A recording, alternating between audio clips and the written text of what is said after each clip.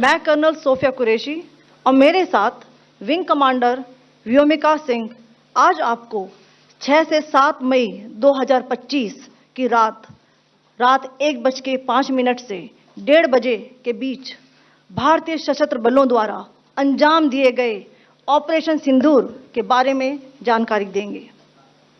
Operation सिंदूर 22 अप्रैल को पहलगाम में हुए विभत्स आतंकवादी हमले के शिकार मासूम नागरिकों व उनके परिवारों को न्याय देने के लिए लॉन्च किया गया था।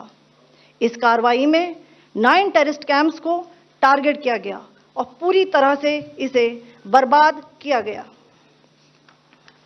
पाकिस्तान में पिछले 3 दशकों से टेरर इंफ्रास्ट्रक्चर का निर्माण हो रहा है। इसमें recruitment, indoctrination centres, training areas व लॉन्च पैड शामिल थे, जो पाकिस्तान और पाक अधिकृत जम्मू कश्मीर POJK दोनों में फैले हैं। Operation Sindoor was launched by Indian Armed Forces to deliver justice to the victims of Pahalgam terror attack and their families. 9 terrorist camps were targeted and successfully destroyed. Over the last 3 decades, Pakistan has systematically built terror infrastructure. It is a complex web of recruitment and indoctrination centers, training areas for initial and refresher courses, and launch pads for handlers. These camps are located both in Pakistan as well as Pakistan-occupied Jammu and Kashmir areas. Some of the well-known training camps are located, as you can see on the screen. They are distributed from Savai Nala in the north, counting to approximately 21, ending at Bhagalpur to the south. इन लक्ष्यों का चयन विश्वसनीय intelligence सूचनाओं के आधार पर हुआ ताकि आतंक गतिविधियों की रीढ़ तोड़ी जा सके, और यह खास ध्यान दिया गया कि निर्दोष नागरिकों और सिविलियन इंस्टॉलेशन को नुकसान न पहुंचे। The selection of these targets for Operation Sindoor was based on credible intelligence inputs and role of these facilities in perpetrating the terror activities. The locations were so selected to avoid damage to civilian infrastructures and loss of any civilian lives. This was done with due diligence, and the camps selected for targeting and their engagement will now be shown to you one by one. POJK के target मैं आपको बताना चाहूंगी। सबसे पहले सवाई नाला camp Muzaffarabad, जो कि POJK के लाइन ऑफ कंट्रोल से 30 किलोमीटर दूर है। यह एक लश्कर तौयबा का ट्रेनिंग सेंटर था। 20 अक्टूबर 2024 सोनमर्ग, 24 अक्टूबर 24 गुलमर्ग, 22 अप्रैल 2025 पहलगाम, इन हमलों के आतंकियों ने यहीं से प्रशिक्षण लिया था। सैयदना बिलाल कैंप मुजफ्फराबाद, यह एक जैश ए मोहम्मद का स्टेजिंग एरिया है। यह हथियार, विस्फोटक और जंगल सर्वाइवल ट्रेनिंग का केंद्र भी था। गुलपुर कैंप कोटली, यह LOC से 30 किलोमीटर दूर था। लश्कर तौयबा का बेस था, जो रजौरी, पुंछ में सक्रिय था।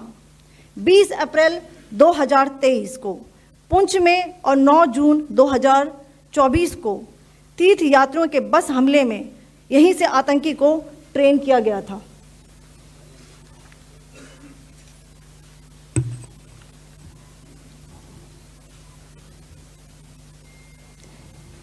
बरनाला कैंप बिम्बर, ये LOC से 9 किलोमीटर दूर है। यहाँ पर हथियार, हैंडलिंग, IED व जंगल सर्वाइवल का प्रशिक्षण केंद्र था। अब्बास कैंप कोटली,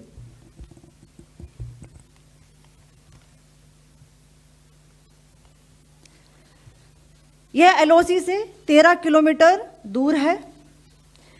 लश्कर तौयबा का फिदाइन यहाँ तैयार होता था। इसकी कैपेसिटी 15 टेररिस्ट को ट्रेन करने की थी।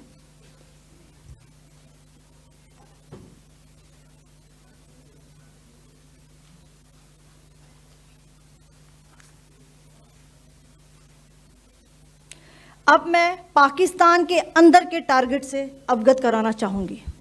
पहला, सर्जिकल कैंप सियालकोट। यह अंतर्राष्ट्रीय सीमा से 6 किलोमीटर की दूरी पर है, सांबा कठुआ के सामने।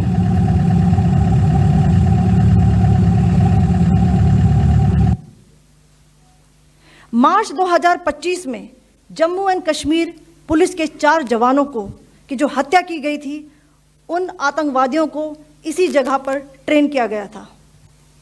दूसरा, महमूना जाया कैंप सियालकोट। यह 18 से 12 किलोमीटर आईबी से दूर था। हिजबुल मुजाहिदीन का बहुत बड़ा कैंप था।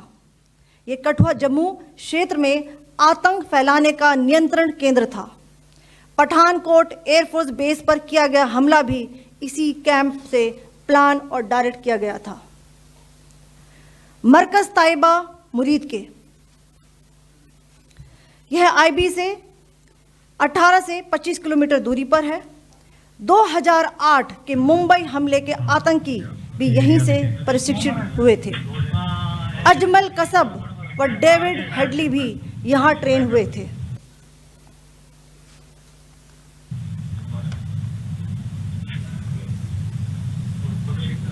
आगे दूसरा आया।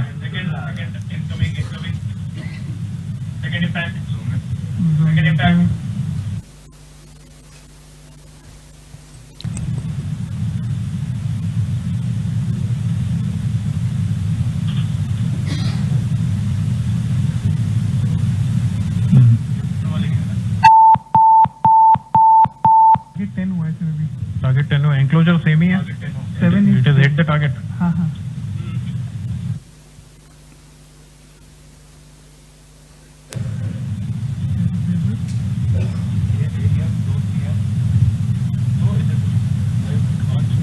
आ गया सर, इम्पैक्ट।